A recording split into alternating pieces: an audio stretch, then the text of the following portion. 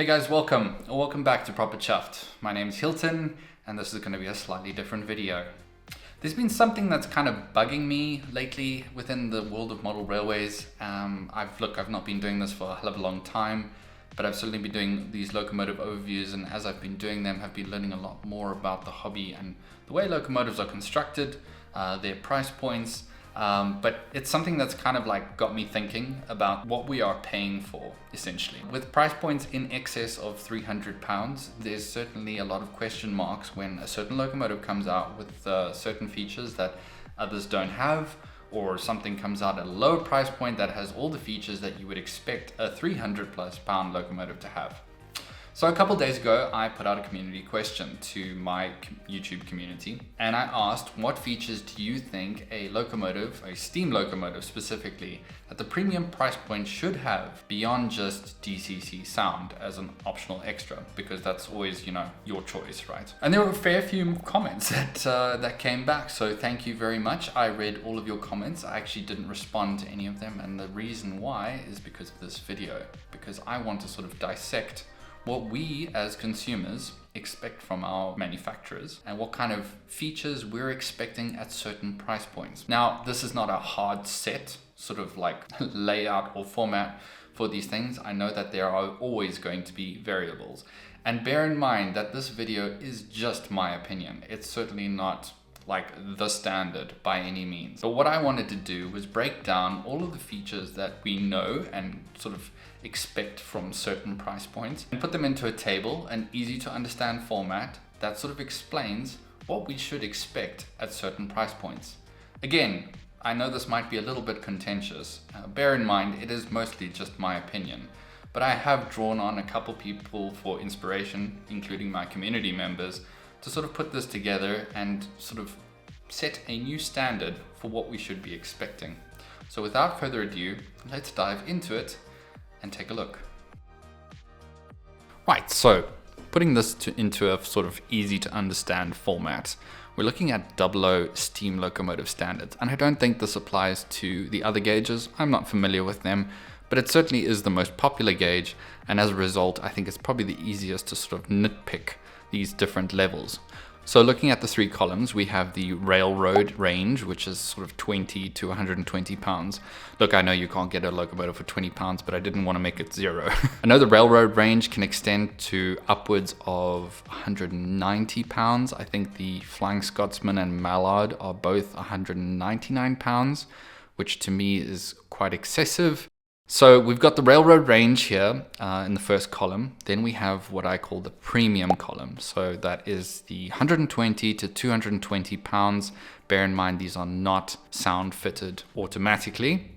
And that can obviously vary if you're looking at, an Acura scale, say the class 66, for example. I think that comes in 216 pounds sound fitted. So there are variations there, obviously. So I'm not going to set the standard for sound fitting.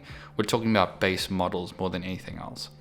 And then we look at the final column, which is the collector column, and that is 220 pounds plus. That is the very extreme of payments that you'd probably be willing to make for a locomotive. So those ones we're probably expecting quite a lot out of. On the row side, we have obviously DCC compatibility, sound fitting, sprung buffers, lit lamps, lit firebox, a smoke unit, fitted cab crew or extras, die-cast running plate, a die-cast body, 5-pole or very high-end motor, a new tooling, and close coupling or NEM couplings, or essentially the ability to switch out couplings to your preferred choice. So recently my interest was piqued by Hornby's United Glass bottle manufacturing pug that they released. I think it was called Prince. And I noted that this locomotive was not DCC ready. And that really stung, because I think that should be an absolute standard in today's age. We're in 2024, and every single locomotive produced by any single manufacturer should come with a DCC socket at the very minimum. I'm not asking you to fit DCC, but at the very base, you should have a socket in something like this.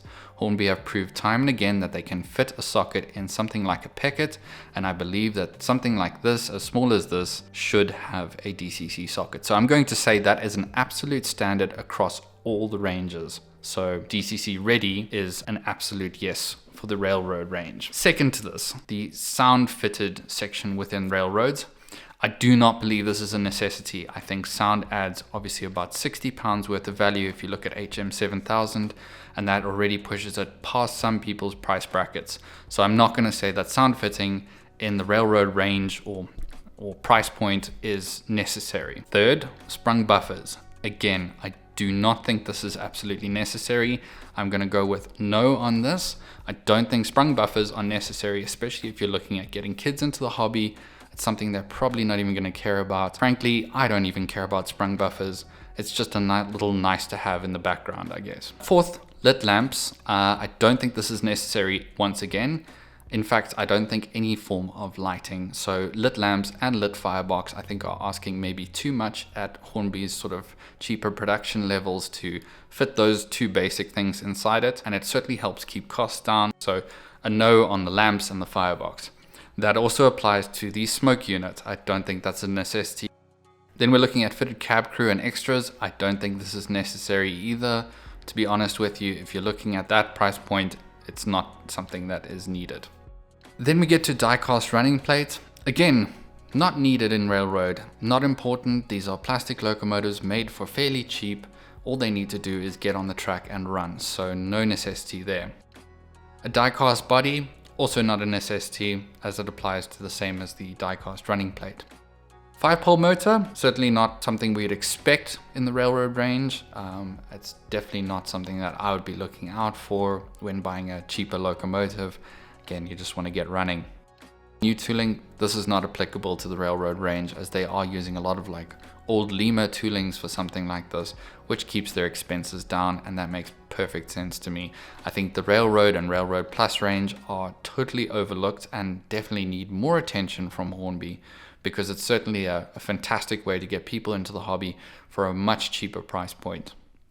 And then finally, close NEM couplings. So this is a bit of a double-edged sword. I'm not going to say that close couplings are necessary at all, but NEM couplings are certainly important. At this rate, we should not be using those massive D-link couplings on any new locomotives. I don't think it's that expensive to change the tooling to allow for NEM couplings on the railroad range models. They certainly are ugly, garish, and very outdated at this point. So I think that should be changed at this point. I must say, I think the Railroad and Railroad Plus range are absolutely fantastic. I do think they need more attention from Hornby, as they are certainly the backbone of the company, and they should focus a lot more on these two ranges to bring people into the hobby at a cheaper price point. Once they're in, and they'll look to spend more. But you certainly need to make sure that there's a huge variety within that Railroad and Railroad Plus range in order to get people hooked at that point. So now let's take a look at the premium offering. So this is 120 to 220 pounds roughly. Again, nothing set in stone here, but you kind of get the idea of what I'm looking at. Obviously, we expect these to be DCC compatible straight off the bat. Sound fitting is not a necessity here. If you're looking at a great tooling, with a lovely die-cast body or at least running plate, I don't expect it to be sound fitted. That is an optional extra that I will happily pay for if there is one on offer, but it's not a necessity by any means. And to be honest with you, I think a lot of people find sound fitting quite a bit of a gimmick. Sprung buffers are a no-brainer here. I think they are absolutely essential at the premium price point. It makes sense. Obviously, a lot of manufacturers are doing sprung buffers now, so there's no reason why sprung buffers shouldn't be placed on a premium price point locomotive. Now, this is going to be controversial, the lit lamps and lit firebox, both of which I feel like are essential at this price point. It is not hard to have fitted lit lamps and a lit firebox on a locomotive. I think Hornby are obviously stepping into this now a little bit more lately. Half the reason I decided to put this video together was because of my recent review of their P2, which did not have lit lamps. And that was quite frustrating, given that like their Black 5, which was actually cheaper than the P2, did have lit lamps. So that makes no sense to me. I don't think it's rocket science. If you look at the Continental models, they've been doing it for years and years, and I don't think it is too difficult or too much to ask from manufacturers to include some form of lighting on locomotives. If not lit lamps, at least a lit firebox. That should be the absolute standard at this price point. It's not an expensive endeavor. Okay, a smoke unit. Now this is fairly new in many regards, I guess, with Hornby's new steam generator.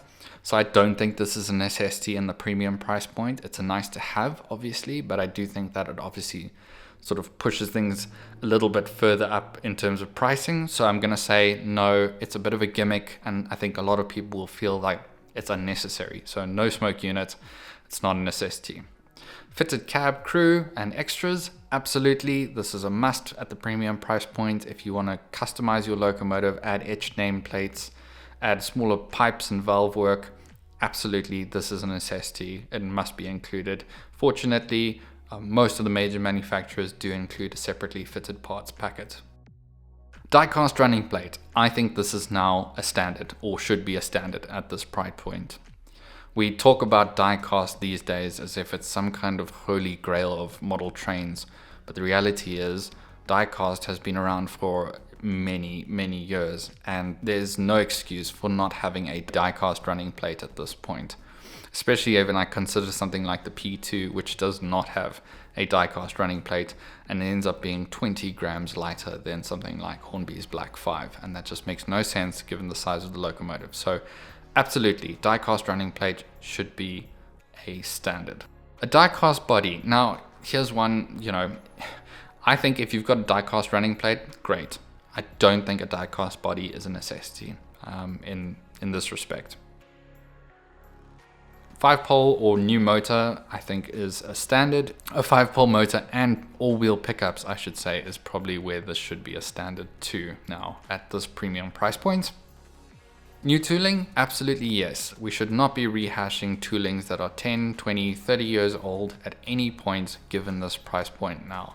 We should expect a real modern standard with these locomotives and their toolings. We should not be just doing recolors by any regards. And then closed coupling and NEM couplings, absolutely yes, this should be a standard. We should be able to adjust that. There are a lot of people who are very pernickety or, pay close attention to close coupling, and they hate that large gap between loco and tender, especially on those types of locos.